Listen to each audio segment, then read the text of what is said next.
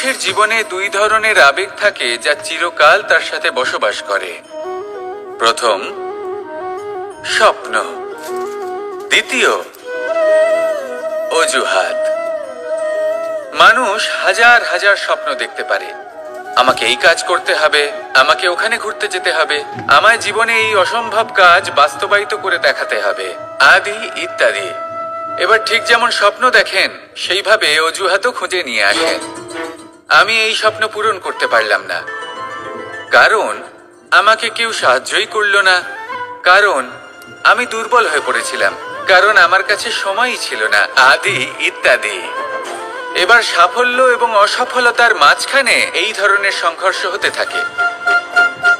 সাফল্য তখন লাভ করা সম্ভব যখন আপনার স্বপ্ন আপনার অজুহাতের থেকে অনেক বড় হয়, আর অসফলতা তখন পাবেন যখন আপনার অজুহাত আপনার স্বপ্নের থেকে অনেক বড় হয়। আপনি যদি সাফল্য লাভ করতে চান তাহলে চেষ্টা করতে থাকুন, পরিশ্রম করুন। যদি অসফল হন তাহলে ভয়ভীত হওয়ার কোনো প্রয়োজন নেই। নিজের ভুল বুঝুন, তাকে শুধরে নিন, আবার চেষ্টা করুন। কিন্তু যদি নিজের জীবনে অজুহাত নিয়ে আসেন তখন স্বপ্ন কখনো পূরণ হবে না। আসুন আমার সাথে ভালোবেসে বলুন, রাধা রাধা। এই সংসারের সব থেকে কঠোর ধাতুর মধ্যে একটি হলো লোহা। লোহা দিয়ে আমরা অনেক অস্ত্র শস্ত্র লাভ করি, অনেক বস্তুও লাভ করি। এবার এই লোহাকে কাটার জন্য, একে কোনো আকার দেওয়ার জন্য কি প্রয়োগ করতে হয়? লোহা। এবার এই কথাটা আমরা সকলেই জানি যে লোহার দ্বারাই লোহাকে কাটতে হয়। এবার এই কথা আমি আপনাকে কেন বলছি? এরপরে খুব বড় একটা প্রশ্ন আসে যা খুব বড় শিক্ষা দিয়ে যায়। এটা কেন হয় যে আমরা একটা লোহা দিয়ে একটা লোহাতে আঘাত করছি, কিন্তু যে লোহা দ্বারা আঘাত করছি তার আকার বদলাচ্ছে না, যার ওপর প্রহার করছি তার আকার বদলাচ্ছে? এতে পার্থক্যটা কোথায়? পার্থক্য হলো তাপমাত্রার। দেখুন, যে লোহাকে আমরা কাটতে চাই তার তাপমাত্রা বাড়াতে হয়, তাকে গরম করতে হয়। আর যে লোহা দ্বারা আমরা আঘাত করতে চলেছি সেই লোহা আমাদের ঠান্ডা রাখতে হয়। অর্থাৎ ঠান্ডা লোহা গরম লোহাকে কেটে দেয়। এবার এই শিক্ষা কি আমাদের জীবনে যথেষ্ট নয়? আমাদের জীবনে অনেক সমস্যা আসতে পারে, কিন্তু আমাদের এই বিষয়ে বিশেষ খেয়াল রাখতে হবে যে আমাদের মনকে আমরা যেন ঠান্ডা রাখি, এই মস্তিষ্ককে শান্ত রাখতে হবে। যদি আমরা ক্রোধ বা ঈর্ষার আগুনে জ্বলতে থাকি, বিদ্বেষের আগুনে জ্বলতে থাকি, তাহলে আমরাও সেই লোহার মতোই হয়ে যাব যার তাপমাত্রা অত্যন্ত বেশি। তখন যে কেউ এসে আমাদের বিচ্ছিন্ন করে চলে যাবে। মনে রাখবেন, যিনি যত বেশি স্থির বুদ্ধির অধিকারী, যিনি হলেন সব থেকে বেশি শান্ত, তিনি হলেন সব থেকে বেশি বলশালী। তাহলে শান্ত থাকুন আর আমার সাথে ভালোবেসে বলুন, রাধা রাধা। মানুষের দুটো রূপ রয়েছে। এক, আমাদের এই মুখ যা শুধুই চোখে দেখা যায়, আর দ্বিতীয় আমাদের এই মন যা শুধুমাত্র অন্তরাত্মা দ্বারা দেখা যায়। এবার আমাদের এই মুখ তা ঈশ্বর সকলকেই আগে থেকেই প্রদান করেছেন, কিন্তু এই মন কেমন হবে তা আমাদের জীবনের অনুভূতি এবং আমাদের জীবনের লক্ষ্য এগুলি সুনিশ্চিত করে। অর্থাৎ নেত্র দিয়ে দেখা যায় আমাদের এই মুখ, তা শুধুই এই কারণে প্রয়োজন যাতে সংসার আমাদের দেখতে পায়, আমাদের চিনতে পারে।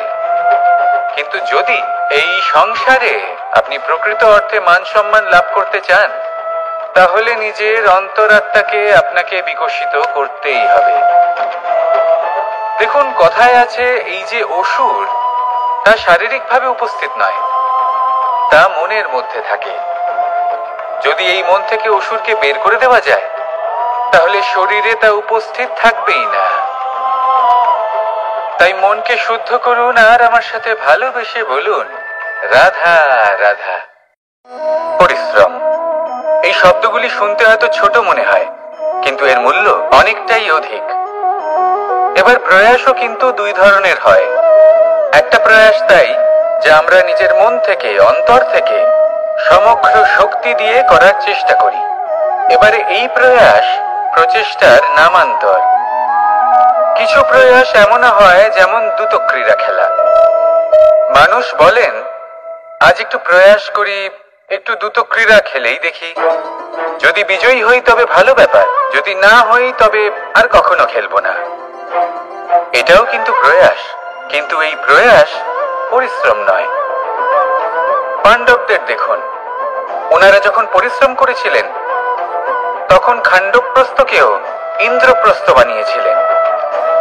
দ্রুত ক্রীড়া খেললেন, সেই মুহূর্তেই ইন্দ্রপ্রস্থ হারিয়ে ফেললেন। পরিশ্রম করলেন, সগৌরবের রাজা হলেন। দ্রুত ক্রীড়া খেললেন, তখন এক মুহূর্তে রাজা থেকে নিঃস্ব হয়ে গেলেন। সারমর্ম এটাই যে দ্রুত ক্রীড়া কখনো কখনো আপনার মিত্র হতে পারে, কখনো সে আপনাকে বিজয়ী করতে পারে, কিন্তু প্রয়াস এবং পরিশ্রম যখন একসাথে মিলিত হয় তখন তা সর্বদাই আপনার সাথে থাকে। প্রয়াস করতে থাকুন, পরিশ্রম করতে থাকুন, আর আমার সাথে ভালোবেসে বলুন, রাধা রাধা। কখনো কোনো চাতককে দেখেছেন? একটা চাতক বর্ষার জন্য অপেক্ষা করে, সেই বর্ষার জলে নিজের তৃষ্ণা নিবারণ করে, নয়তো সারা বছর তৃষ্ণার্ত থেকে যায়। ও আকাশের দিকে তাকিয়ে থাকে আর অপেক্ষা করে যে কবে বর্ষা হবে আর কবে আমি আমার তৃষ্ণা নিবারণ করব। সেখানে অন্যদিকে একটি কাক বা একটা পায়রা, এরা কি করে? যেখানে জল পায় পান করে নেয়, যেখানে খাবার পায় খেয়ে নেয়, আত্মীয় স্বজন বন্ধু বান্ধব যাকেই পায় তার সাথে সময় কাটায়, খাবার খায় আর চলে যায়। এবার এদের মধ্যে মিল কোথায়, পার্থক্য কোথায়? দুজনের কাছেই ডানা রয়েছে, দুজনেই উড়তে পারে। এই আকাশ হলো ওদের, খাবারের দানা ওদের। পার্থক্য হলো তাদের অভিলাষার, পার্থক্য হলো তাদের আকাঙ্ক্ষার, পার্থক্য জীবন যাপনের ধরনের। এবার যত বেশি আকাঙ্ক্ষা থাকবে, যত দামি জীবন যাপন করার ইচ্ছে থাকবে, তত বেশি কষ্ট আপনাকে সহ্য করতে হবে। আবার অন্যদিকে জীবন যত সরল হবে, জীবন যাপন যত সরল হবে, সমস্যা ততটাই কম হবে। তাই সবসময় চেষ্টা করবেন আপনার মানসিকতা এবং আপনার জীবন যেন সরল হয়। ভালোবাসতে থাকুন, যদি কেউ আপনাকে ভালোবাসে তাকেও আপনি ভালোবাসা ফিরিয়ে দিন। তাদের সাথে কথা বলুন, কিছু তাদের কথা শুনুন, কিছু নিজের কথা বলুন, দেখবেন সকল তাপ উত্তাপ দূর হয়ে গেছে। এটাই তো হলো জীবনের সারমর্ম। তাই প্রেমে থাকুন, ভালোবাসুন, আর ভালোবেসে আমার সাথে বলুন, রাধা রাধা। একবার একজন সাধক ওনার শিষ্যদের একটা কাজ দিলেন, একটা দুর্লভ জড়িবুটি নিয়ে আসতে বললেন। এতটাও কঠিন কাজ সেটা ছিল না, কারণ সকল শিষ্য জানতেন যে এই দুর্লভ জড়িবুটি কোথায় পাওয়া যায়। পর্বতের শিখরে। কঠিন কাজ কোনটা? সেখানে পৌঁছনোর সেই পথ, যা ছিল কাঁটায় জর্জরিত, পাথরে পরিপূর্ণ, যেখানে পিছলে পড়ার আশঙ্কা রয়েছে এবং গভীর ক্ষত পেতে পারে সবাই। এবার বেশ কয়েকজন শিষ্য গেলেন, তার মধ্যে কয়েকজনই সেই জড়িবুটি নিয়ে আসতে পারলেন। কারণটা কি ছিল? কিছু শিষ্যের মনোযোগ ছিল শুধুমাত্র লক্ষ্যের দিকে, অর্থাৎ পর্বতের সেই শিখরে। কিছু শিষ্যের মনোযোগ ছিল পথের এই সংকটগুলির ওপর। কিছুজন নিজের সমস্ত মনোযোগ, সমস্ত শক্তি কেন্দ্রীভূত করলেন শুধুমাত্র লক্ষ্যের দিকে। বাকিরা মনোনিবেশ করলেন এই সংকটের থেকে নিজেকে বাঁচাতে। কিন্তু যাদের মনোযোগ শুধু লক্ষ্যের দিকে ছিল, শুধু তারাই জড়িবুটি নিয়ে আসতে পারলেন। কারণ কি ছিল? একটা সহজ ব্যাপার যা আমাদের বুঝতে হবে। আমরা যদি লক্ষ্যে পৌঁছতে চাই, তাহলে বিপদের সম্মুখীন তো আমাদের হতেই হবে, আর কোনো বিকল্প নেই। যন্ত্রণাও হবে, পায়ে কাঁটাও হয়তো ফুটতে পারে, হয়তো পড়েও যেতে পারেন, হয়তো রক্তপাতও হতে পারে। কিন্তু তার সাথেই সাফল্য অর্জনের যে আনন্দ, সেটাও পাওয়া যায়। সেই জন্য নিজের মনোযোগ সবসময় লক্ষ্যের দিকে রাখুন, পথের সেই বিপদগুলির দিকে নয়। সত্যি কথা বলতে এই বিপদ, এটা কিছুক্ষণের, আজ আছে কাল নাও থাকতে পারে। কিন্তু যদি লক্ষ্যকে প্রাপ্ত করতে পারেন, তাহলে তার আনন্দ আপনার সাথে সারা জীবন রয়ে যাবে। তাহলে লক্ষ্য প্রাপ্ত করুন আর আমার সাথে ভালোবেসে বলুন, রাধা রাধা। ওমাই কি, আমি কখন থেকে এখানে অপেক্ষা করছি, হাত পেতে দাঁড়িয়ে রয়েছি যাতে একটা ফল আমার হাতে এসে পড়ে এবং সেটা আমি খেতে পারি। কখন থেকে অপেক্ষা করছি, কিন্তু সেটা হচ্ছেই না। এবার আপনি বলবেন যে এসব কি বলছি, এ কি অদ্ভুত কথা বলছি। যদি ফল খেতে হয় তাহলে আমাকে বৃক্ষে চড়তে হবে, ফলের কাছে পৌঁছতে হবে, তবেই তো ফল পাবো। এবারে এটা অত্যন্ত সহজ ব্যাপার, কিন্তু এই বিষয়টা আপনি নিজের জীবনের প্রসঙ্গে ভেবে দেখুন। লক্ষ্য কোথায় আছে আপনি জানেন, সেই লক্ষ্যে পৌঁছানোর পথ কি সেটাও আপনি জানেন, সেই পথে চলার ক্ষমতাও আপনার রয়েছে, কিন্তু তাও আপনি নিজের লক্ষ্য লাভ করতে পারছেন না। কেন? কারণ আপনি অপেক্ষা করছেন যে লক্ষ্য আপনার সামনে চলে আসবে, কিন্তু তা হয় না। লক্ষ্য সে যাই হোক না কেন, ধন হোক, প্রেম হোক, কোনো সম্মান হোক বা মোক্ষ হোক, যদি আপনি তার দিকে অগ্রসর না হন তাহলে ফল প্রাপ্তি অসম্ভব ব্যাপার, তা কোনোদিনই হবে না। সেই জন্য আপনার চোখের সামনে আপনি যদি নিজের লক্ষ্যকে দেখতে পান তাহলে উঠুন এবং সেই দিকে অগ্রসর হতে শুরু করুন। নিজের অন্তরের সকল অশুভ গুণ দূর করুন, অলসতা ত্যাগ করুন, অজ্ঞানতা ত্যাগ করে দিন এবং চলতে থাকুন। অবশ্যই মনোবাঞ্ছিত ফল লাভ করতে পারবেন। মনে রাখবেন, চলতে থাকলে তবেই লক্ষ্য প্রাপ্তি হবে। অপেক্ষার দ্বারা শুধুমাত্র মৃত্যু লাভ হবে। আসুন আমার সাথে ভালোবেসে বলুন, রাধা রাধা।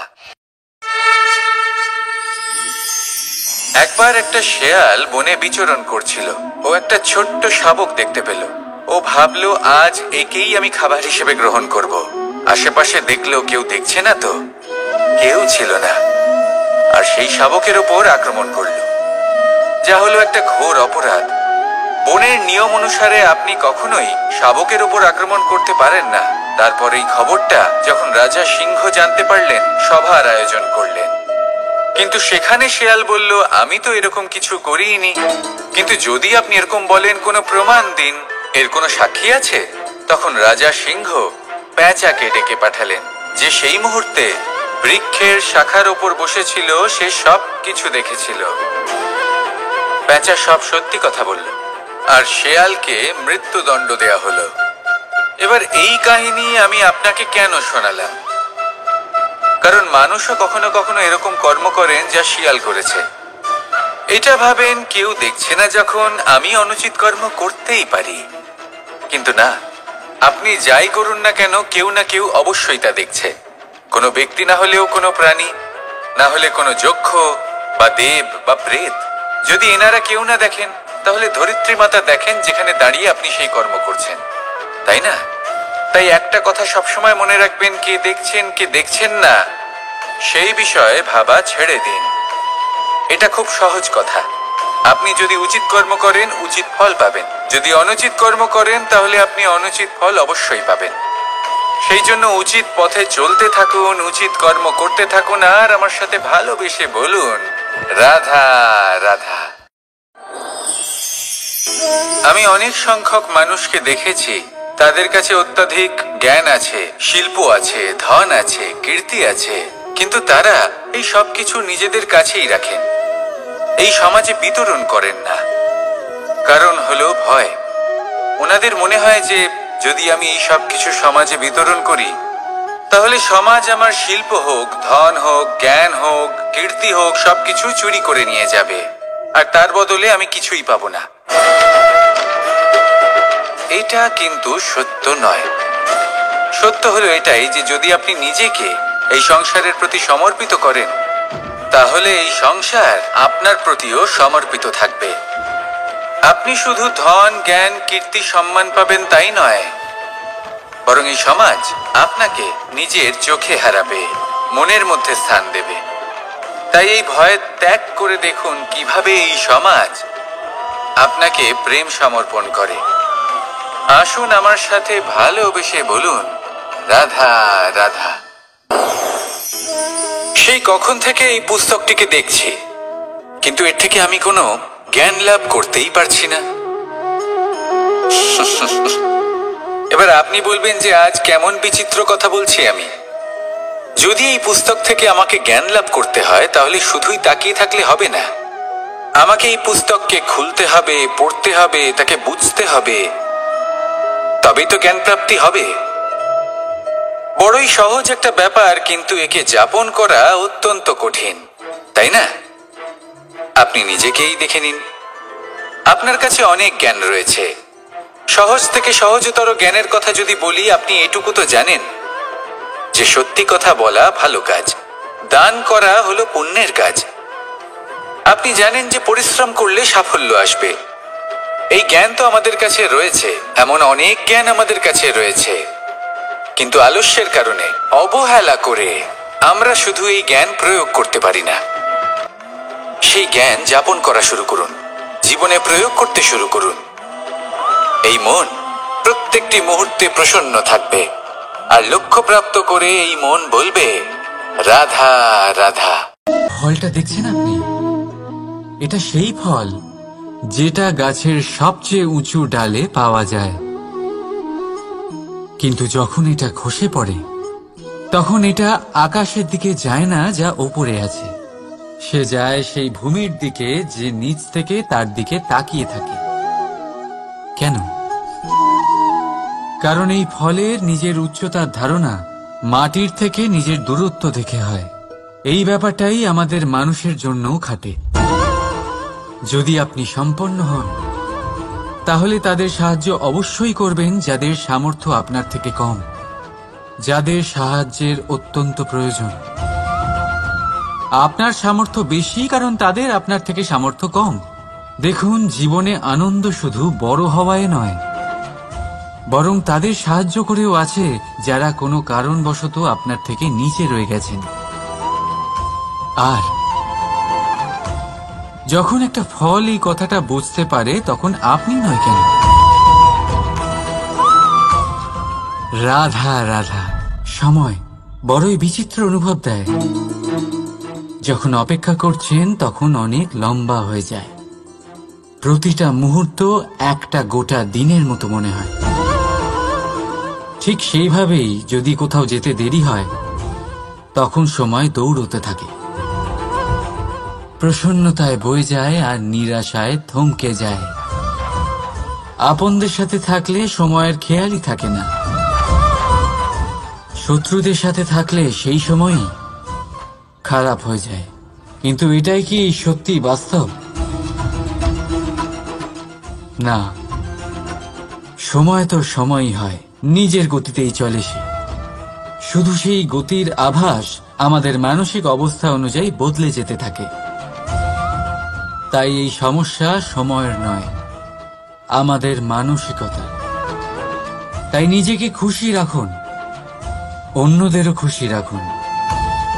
আগের সমস্ত ঘটনা ভুলে যান আর একটা উজ্জ্বল ভবিষ্যতের দিকে অগ্রসর হন। সময় সবসময় ভালোই লাগবে। প্রেম করুন সবার সাথে, সময় সবসময় সুখেই কাটবে। রাধা রাধা। অগ্নি জীবনে খুব মহত্বপূর্ণ হয়। এই অগ্নি, এই অগ্নি উজ্জ্বলতা হয়ে আমাদের জীবিত রাখে। কিন্তু ভাবুন, যদি এই উজ্জ্বলতা ক্রোধের অগ্নি হয়ে দিকভ্রষ্ট হয় তাহলে কি হবে? একটা ছোট পাতা দিয়ে শুরু করে গোটা বনকে ছারখার করে দিতে পারে। ঠিক সেরকমই মানুষের ক্রোধের আগুনও অন্যদের তো ভস্ম করেই, কিন্তু তার পূর্বে স্বয়ং নিজেকেই ভস্ম করে দেয়। তাহলে কি করা যায়? কি করে নিয়ন্ত্রণ করা যায় তাকে? উত্তর হলো তাতে জল ঢেলে দিয়ে, জলের মতো বইতে দিন একে। ঠিক সেইভাবে যেমন সূর্য নিজের অগ্নিকে তেজ বানিয়ে আপনার কাছে পৌঁছে দেয়। এটাই পার্থক্য সূর্যের অগ্নি আর ক্রোধের অগ্নির মধ্যে। সূর্যের অগ্নি বিচ্ছুরিত হয়ে প্রতিফলিত হয়ে আসে, আর সেই জন্যই তাকে তেজ বলা হয়। অন্যদিকে আমাদের ক্রোধের আগুনের কোনো সীমাই থাকে না। তাহলে নিজের অন্তরের শক্তিকে ক্রোধের আগুন বানিয়ে জ্বালাতে চান, নাকি উজ্জ্বলতা বানিয়ে বিস্তারিত করতে চান? সিদ্ধান্ত আপনার। রাধা রাধা। এই সংসার অনেকটাই বড়, আর আমরা তার কাছে অত্যন্ত নগণ্য। এই সংসারে এমন অনেক মানুষ পাওয়া যায় যারা বোঝান যে এই সংসারটা কতটা বড়, কতটা অদ্ভুত, কতটা সুন্দর। আর এই সংসার রচনা করে পরমেশ্বর কত মহান এক কাজ করেছেন। কিন্তু আপনি এই জীবনে মাত্র কয়েকজন মানুষকেই পাবেন যারা আপনাকে এটা বলবেন যে এই সংসারে আপনি কতটা গুরুত্বপূর্ণ, আপনি কতটা অদ্ভুত। যদি আপনি তাদের সাথে থাকেন তাহলে তারা নতুন কিছু সৃষ্টি করতে পারেন, এই সংসারকে আরো কতটা পবিত্র করতে পারেন। তাই এই সংসারকে গুরুত্ব না দিয়ে সেই মুষ্টিমেয় কিছু মানুষকে গুরুত্ব দিন, কারণ তারাই হলো আপনার আপনজন, আর তারাই আপনাকে সঠিক পথে চালিত করবে। মানুষকে তো বর্ষার স্রোতও বই নিয়ে যেতে পারে, তাকে সাগরও ডুবিয়ে দিতে পারে, কিন্তু গঙ্গা জল সবচেয়ে বেশি শুদ্ধ, কারণ তার কয়েক ফোঁটা মানুষকে মুক্ত করে দেয়। রাধা রাধা। এ হলো একটা পাতলা সুতো। ভাবছি যদি এটা দিয়ে আমি পোশাক বানাই তাহলে নিজের জন্য কত সুন্দর একটা পোশাক বানাতে পারবো। কিন্তু যদি এটা আমি... চিন্তা করবেন না,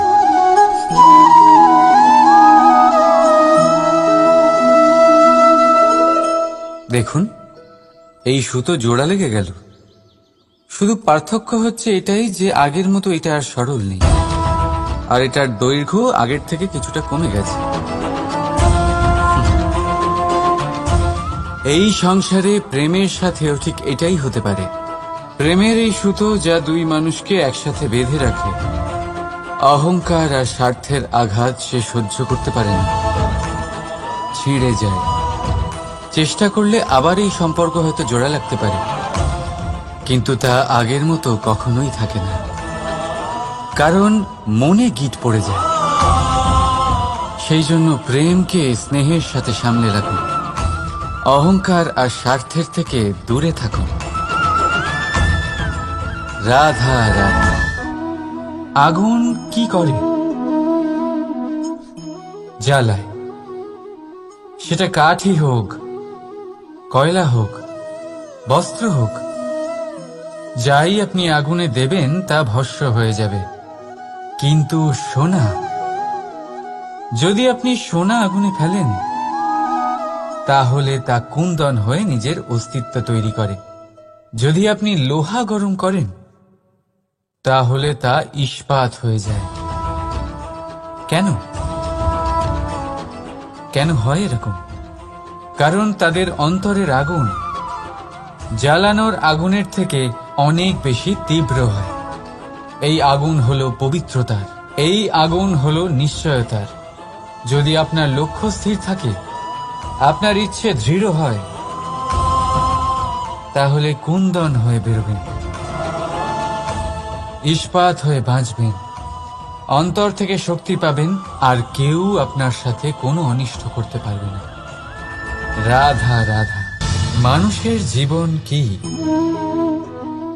আপনি বলতে পারেন জন্ম আর মৃত্যুর মধ্যেকার সময়। আর মৃত্যু কখন হয়?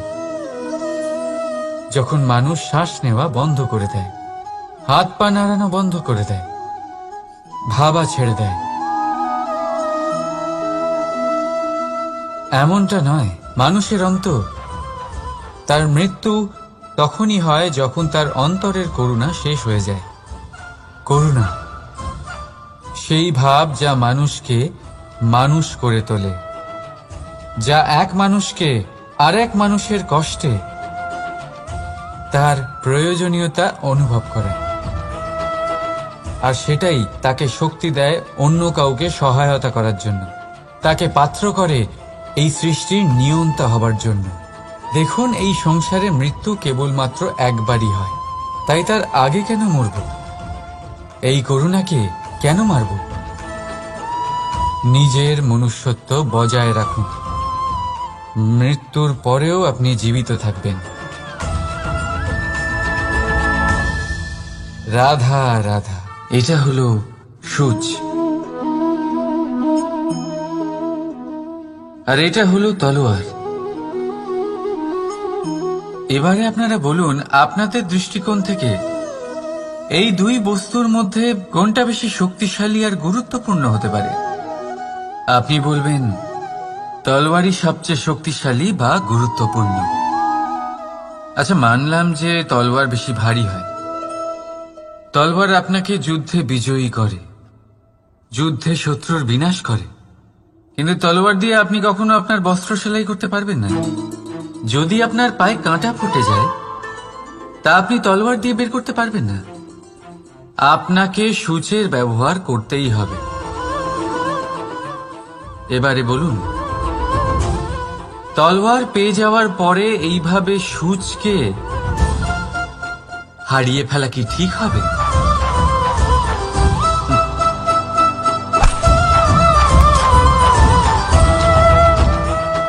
ঠিক সেইভাবেই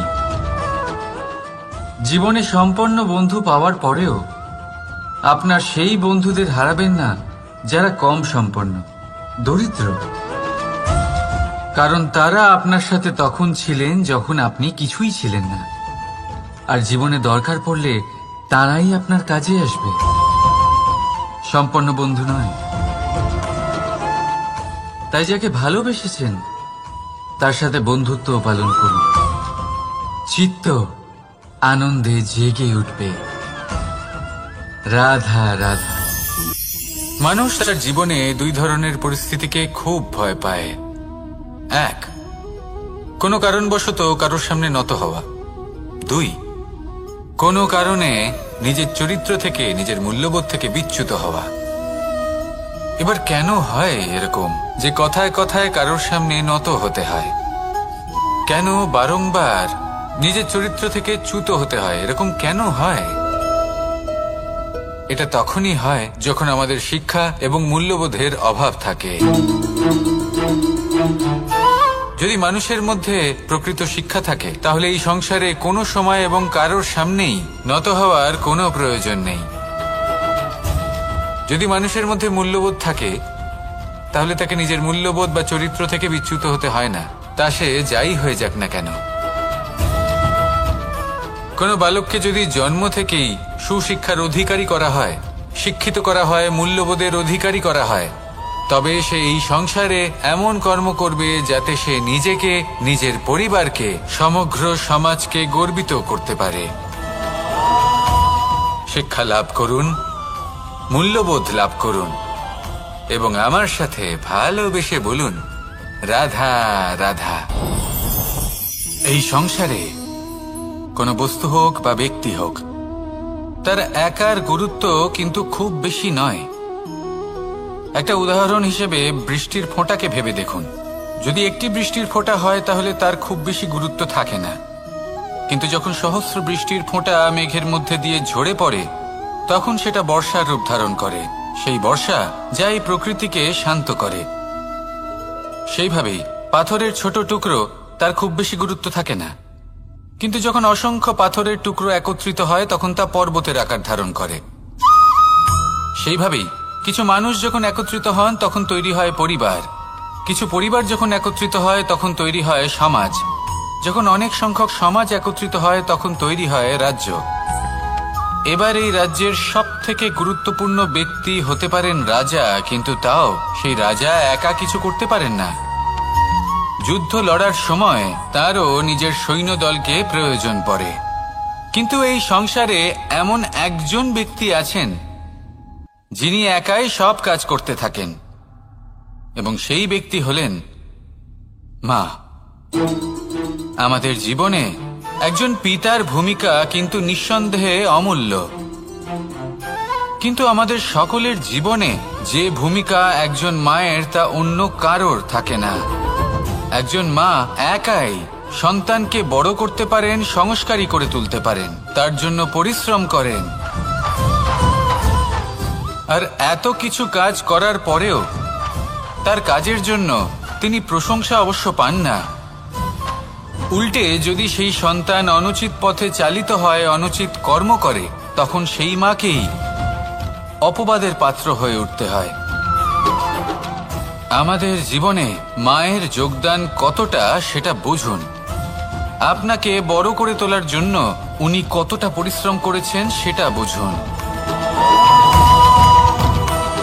আজ থেকে, এখন থেকে, এই মুহূর্ত থেকে মাকে সম্মান করতে শিখুন।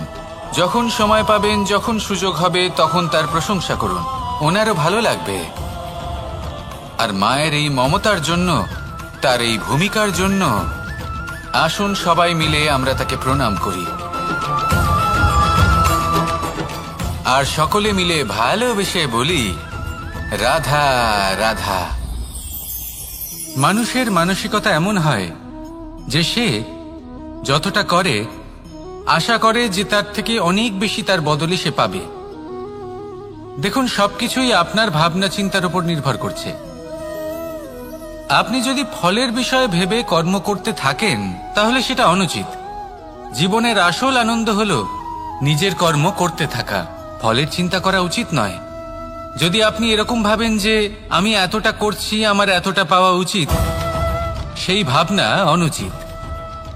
যদি আপনি সেবার মানসিকতা নিয়ে কর্ম করতে থাকেন, কর্মচক্রে প্রবাহিত হন, যদি আপনি এমন ভাবনা রাখেন যে আমি এতটা পাচ্ছি তাই এর থেকে অনেক বেশি আমি কর্ম করব, তাহলে নিশ্চিতরূপে আপনি যতটা করছেন তার থেকে অনেক বেশি আপনি পাবেন, আপনার আশার থেকে অনেক বেশি আপনি পাবেন। শুধু জীবনে অনেক বেশি কাজ করতে থাকুন, ফলের চিন্তা করবেন না। আর মনে রাখবেন, এই ভাবনাই সব থেকে বড় বীজ। কর্মের উপর বিশ্বাস রাখুন, জীবনে যা যা আপনি চান সবই সুখময় হবে। আসুন আর আমার সাথে ভালোবেসে বলুন, রাধা রাধা। আপনি কখনো পর্বতের শিখরে উঠেছেন? আপনি দেখতে পাবেন পর্বতের পদতলে প্রচুর সুন্দর ফুল রয়েছে, সবুজ বনানী রয়েছে। যত আপনি ওপরে উঠতে থাকবেন তত ফুল কমতে থাকবে, সবুজ বনানী কমতে থাকবে। আরো কিছুটা ওপরে উঠলে কাঁটা জাতীয় গাছ দেখতে পাবেন, শুকনো গাছ দেখতে পাবেন। আরো যদি ওপরে ওঠেন তাহলে পাষাণ দেখতে পাবেন। আরো উপরে উঠলে হিমখণ্ড দেখতে পাবেন। এই যে পর্বত, তা মনুষ্য জীবনের সব থেকে উত্তম উদাহরণ। মানুষ যখন সাফল্যের শিখরে পৌঁছতে চান, মহানুভবতার শিখরে পৌঁছতে চান, পথে যত আস্তে আস্তে উপরে উঠতে থাকেন ততই ভৌতিক বস্তু তার থেকে বিচ্ছিন্ন হতে থাকে। যদি তিনি সেই ভৌতিক বস্তুগুলি ত্যাগ না করতে পারেন তাহলে কখনোই সেই স্থানে পৌঁছতে পারবেন না।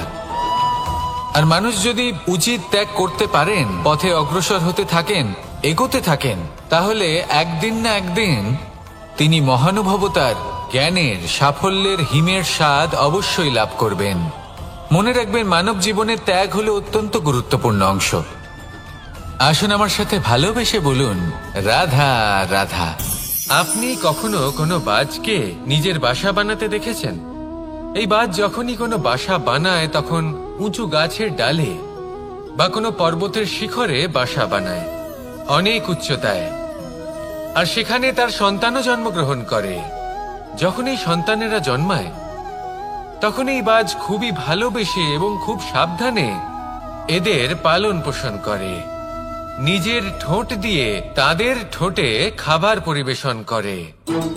কিন্তু যেই সেই সন্তানেরা হৃষ্টপুষ্ট হয়ে যায় এবং সেই কথা বাজ নিজে বুঝতে পেরে যায়, সেই বাজ নিজেই সেই বাসা ছিন্ন ভিন্ন করে দেয়।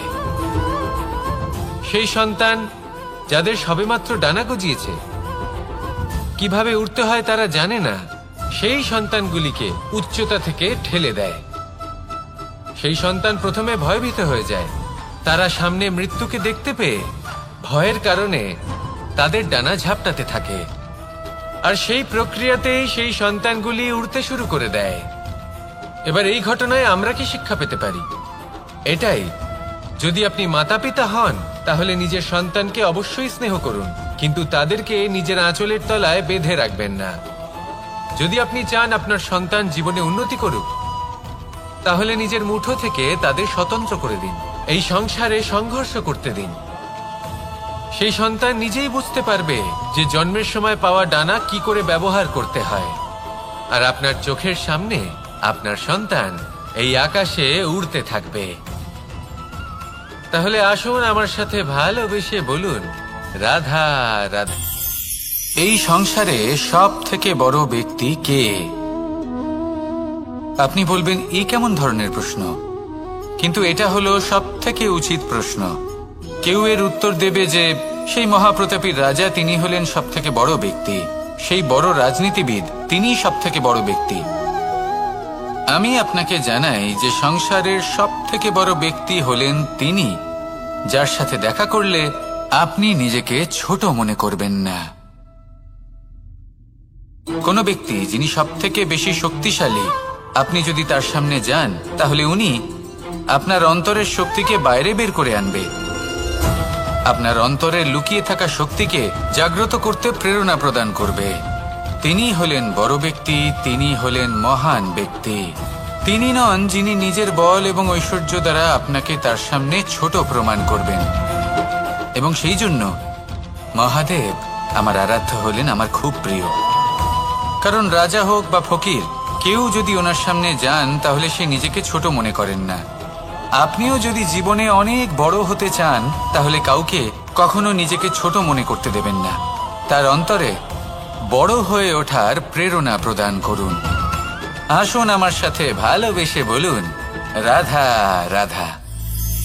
সূচের শেষে একটি ছিদ্র থাকে যার দ্বারা আমরা এই সুতো পরাতে পারি, আর তারপর সূচের সাহায্যে এই সুতো দিয়ে বস্ত্র সেলাই করা যায়। কিন্তু যদি সুতোটা সোজা করে ধরা না হয় তাহলে সূচে কখনো এই সুতো পরানোই সম্ভব নয়। যদি এতে কোনো গিঁট পড়ে তখন তা কখনোই এই ছিদ্র দ্বারা প্রবেশ করা সম্ভব নয়। ঠিক এইভাবেই যদি আপনি কারোর জীবনে প্রবেশ করতে চান, কারোর অন্তরে প্রবেশ করতে চান, তাহলে আপনাকেও সহজ থাকতে হবে। এতে কোনো গিঁট থাকলে চলবে না, অর্থাৎ মনে যাতে কোনো মালিন্য না থাকে, যেন কোনো কুচিন্তা না থাকে। যদি এসব থাকে তাহলে আপনি কখনো কারোর জীবনে প্রবেশ করতে পারবেন না। আর যদি কোনোভাবে আপনি প্রবেশ করেও যান তাহলে তার মনে ঘর করতে পারবেন না। নিজেকে এই সুতোর মতন করে তুলুন, সহজ। মনে যেন কোনো কুচিন্তা না থাকে, সবার প্রতি যেন সদ্ভাবনা থাকে, শুভ চিন্তা থাকে। এমনটা করতে থাকুন। এমন একটা দিন আসবে যেদিন এই সমস্ত সংসারের ব্যক্তির মনে আপনি বাস করবেন, আর তখন এই মন প্রসন্ন হয়ে বলবে, রাধা রাধা।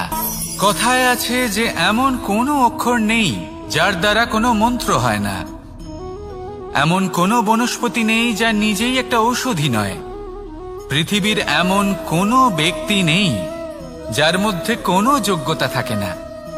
শুধু প্রয়োজন হলো যে ব্যক্তিকে আমরা খুঁজে চলেছি তাকে সঠিকভাবে চিনে নেওয়া। যদি তার যোগ্যতা, তার বিশেষত্ব আমরা বুঝতেই না পারি তাহলে আর লাভ কি রইল? এই সংসারে এমন অনেক ব্যক্তি রয়েছেন যারা ছোট ছোট অসফলতার কারণে আপনাকে এটা বলে দেবে যে আপনি কোনো কাজের নন, আপনি হলেন মূর্খ, আপনি কিছুই করতে পারবেন না।